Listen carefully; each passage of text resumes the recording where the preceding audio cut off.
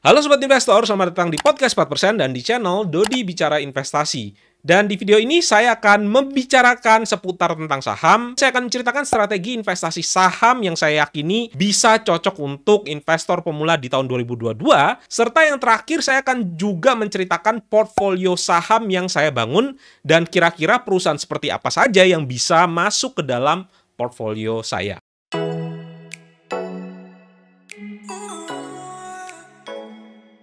Sobat Investor, salam kenal ya, nama saya Dodi Prayogo dan ini adalah channel Dodi Bicara Investasi.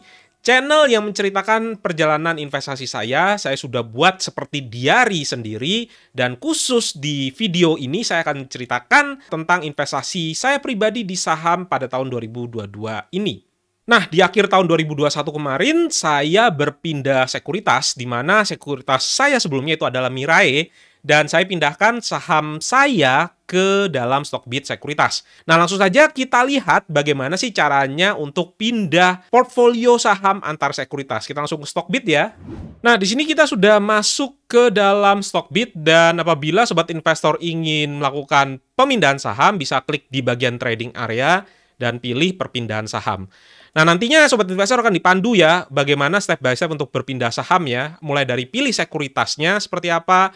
Kemudian setelah kita pilih sekuritas, saya pilih Mirae Asset Sekuritas, kita masukkan keterangannya yang ada ya, data dari nasabah sekuritas asal. Nama, kemudian kode nasabah, nomor SID, serta alasan pemindahan ya. Silakan sobat investor nanti bisa cross-check data-datanya di sekuritas sebelumnya. Nah, lalu setelah kita inputkan satu persatu, maka kita akan set simbol di langkah berikutnya. Di mana di set simbol ini kita akan memilih kode saham yang ingin kita pindahkan dari sekuritas asal kita ya. Kita tinggal input saja set simbolnya dan kita tinggal masukkan satu-satu ya. Nah, di langkah selanjutnya kita akan diminta untuk mengecek email kita. Di mana setelah kita cek email, maka Stockbit Sekuritas itu akan mengirimkan dokumen perpindahan saham ya. Dan di sini nanti akan ada keterangannya satu persatu ya. Nanti silakan sobat investor perlu teliti apa saja yang diperlukan, kemudian perlu materai, perlu tanda tangan, dan seterusnya. Nah, setelah kita sudah tanda tangan, maka yang kita lakukan itu adalah kita upload formulir instruksi perpindahan sahamnya ke dalam Stockbit, dan lembar tadi kita kirimkan langsung ke sekuritas asal kita. Dan setelah itu kita tinggal menunggu saja. Nah, apa saja sih yang bisa saya dapatkan ketika saya pindah ke Stockbit Sekuritas? Jadi selain fee jual beli yang cukup murah dari sekuritas sebelumnya, yang kedua adalah ada fitur finansial di mana ada rekapitulasi dari laporan keuangan dari tahun 2008 sampai tahun 2022. Ini ya ketika laporan keuangan yang baru itu keluar. Dan yang ketiga, ada satu fitur favorit saya juga, yaitu fitur Stock Screener, di mana kita bisa memfilter 700-800 saham yang ada di bursa hanya ke 20-30 saham saja sesuai dengan kriteria yang sudah kita set sebelumnya. Nah, sekarang Stockbit juga sudah bisa membeli AIPO serta bisa menebus right issue atau waran ya. Bagaimana dengan strategi investasi saya di tahun 2022? Sobat investor bisa mengikuti seri saham logis yang baru diterbitkan di awal tahun ini di tanggal 1 Januari kemarin, dan kami menjelaskan bagaimana sih cara untuk investasi yang baik dan benar secara jangka panjang untuk pemula. Nah, untuk sesi saham logis sendiri saya akan berikan linknya di deskripsi ya. Oke, kita masuk ke dalam topik terakhir, yaitu bagaimana sih caranya saya membangun portfolio saham. Dan di akhir video nanti saya akan ceritakan pada sobat investor kira-kira saham yang tipikalnya seperti apa yang masuk ke dalam portfolio dari bicara investasi. Tapi kita akan coba jawab dulu ya beberapa pertanyaan yang sering masuk dan sering ditanyakan di channel ini terkait tentang saham. Pertanyaan pertama adalah, saham apa saat ini yang sangat bagus untuk investasi dan akan menghasilkan cuan yang banyak? Ini pertanyaan yang bolak-balik saya terima ya. Jawaban saya adalah saya tidak akan memberikan rekomendasi saham apapun. Kalaupun saya sempat menggunakan satu atau dua perusahaan dalam video saya, itu bersifat untuk edukasi. Dan saya juga pasti akan disclaimer ya, saya punya atau tidak saham tersebut. Nah, menurut saya itu tidak bijak untuk mengandalkan rekomendasi dari orang lain tanpa kita bisa menganalisa sendiri ya. Alasan pertama adalah orang yang tadi minta rekomendasi itu tidak akan punya keyakinan setelah membeli karena dia itu ikut-ikutan ya. Yang kedua, orang yang tadi minta atau mencari rekomendasi itu akan mudah dimanfaatkan oleh orang lain yang mau pom-pom. Dan sekarang memang OJK sudah mengatur ya regulasi agar praktek pom-pom itu bisa dikurangi ya, dan akan ada sanksi bagi influencer yang terbukti melakukan pom-pom. Dan yang ketiga, orang yang minta rekomendasi itu adalah orang yang tidak bertanggung jawab atas uangnya sendiri ya. Kerja susah-susah, tapi ketika investasi malah ikut-ikutan dari nasihat orang lain ya. Oke, pertanyaan kedua adalah, prinsip investasi saham Pak Dodi apa saja ya? Ada beberapa poin-poin yang saya biasanya lakukan dalam investasi saya. Yang pertama adalah saya membeli perusahaan yang saya ketahui model bisnisnya, dan nanti kita akan bahas ya di belakang ya di portfolio investasi. Dan yang kedua adalah saya membeli perusahaan yang kualitasnya bagus. Apa yang dimaksud dengan kualitas bagus, itu sobat investor bisa cek di seri saham logis.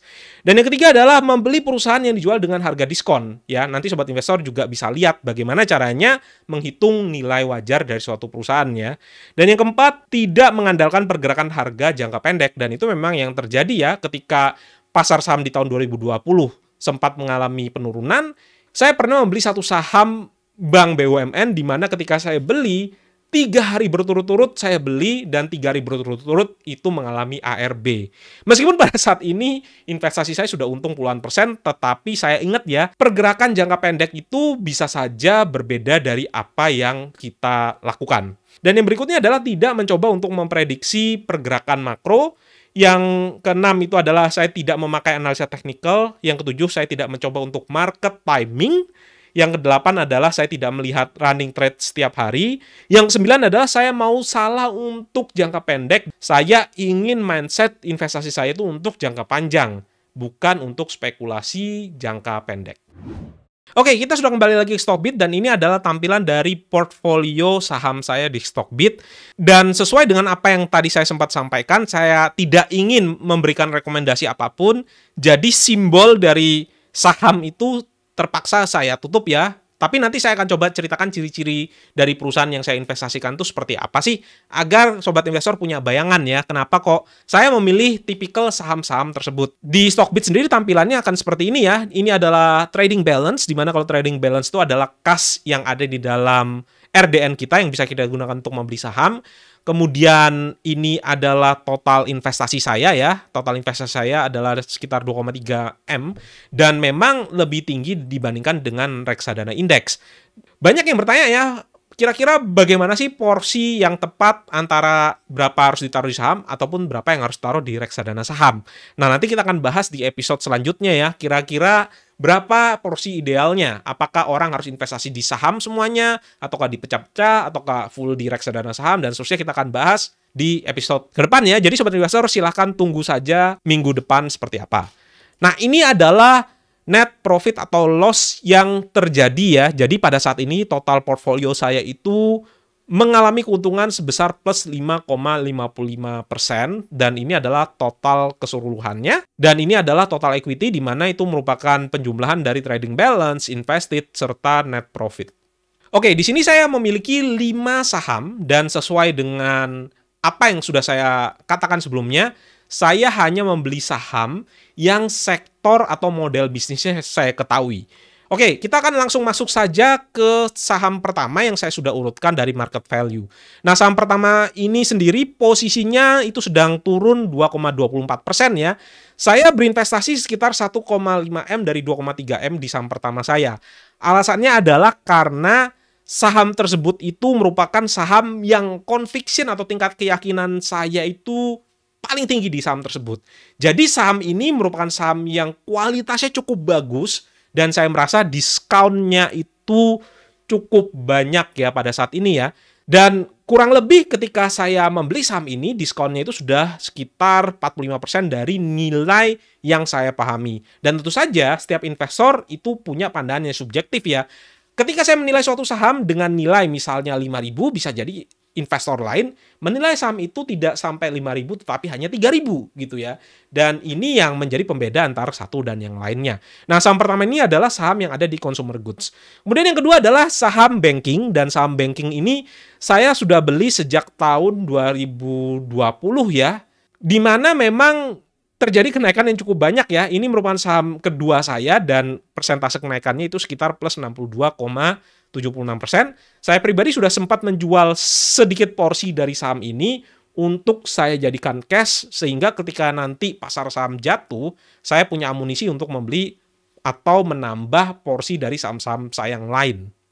Nah, yang ketiga ini adalah perusahaan dari sektor properti dan konstruksi, sama juga dengan keempat dan juga sama dengan yang kelima. Kelima saham yang saya punya ini semuanya membagikan dividen, punya track record bagi dividen sampai mungkin lebih dari 10 tahun berturut-turut, kecuali saham yang nomor 4 karena terjadi pandemi sehingga dia tidak membagikan sahamnya ya. Dan PE ratio dari kelima saham ini ketika earningnya kembali ke normal itu semuanya masih di bawah 10. Memiliki return on equity yang di atas 10% semuanya, serta kelima dari perusahaan ini itu market kapitalisasinya di atas 1 triliun semua ya, beberapa bahkan ada yang puluhan triliun, dan brand-brand mereka itu beberapa menjadi market leader ataupun urutan 2 atau 3 di tempat mereka berada. Dan berapa sih jumlah yang ideal ketika kita membangun suatu portfolio ya, bagi sobat investor yang baru mulai ya dengan dana yang terbatas cukup punya 1 sampai 2 saja. Dan untuk dana yang sudah mungkin lebih meningkat ya, kalau bisa ya jangan lebih dari 5 ya. Ketika sobat investor memiliki saham yang lebih dari 5, itu artinya bisa jadi sobat investor tidak mengerjakan pekerjaan rumah yang baik ya. Karena kenapa kok harus fokus ke saham nomor 6, nomor 7, nomor 8, padahal mungkin saham nomor 1, 2, 3-nya itu punya prospek yang lebih bagus. Oke, itu tadi penjelasan saya ya. Semoga apa yang saya bagikan ini bisa bermanfaat bagi sobat investor sekalian. Sampai ketemu lagi di episode selanjutnya. Bye!